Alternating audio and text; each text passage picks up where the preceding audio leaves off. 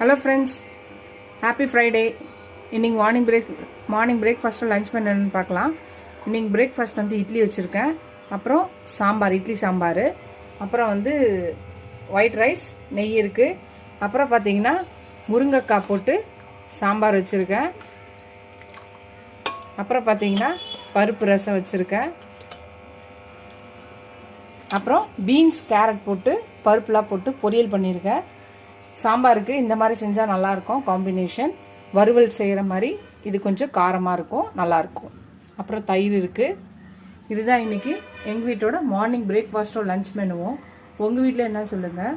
இந்த வீடியோ உங்களுக்கு பிடிச்சிச்சுன்னா லைக் பண்ணுங்கள். ஃபஸ்ட் டைம் என் சேனலை பார்க்கணும், சப்ஸ்கிரைப் பண்ணிட்டு பாருங்கள். ஃபுல் வீடியோ பாருங்கள். உங்கள் ஃப்ரெண்ட்ஸ்க்கு என்னோட சேனலை ஷேர் பண்ணி சப்ஸ்கிரைப் பண்ண சொல்லுங்கள். இதோட அடுத்த வீடியோவில் அடுத்த ரெசிபியில் பார்க்கலாம். Tata Baba friends.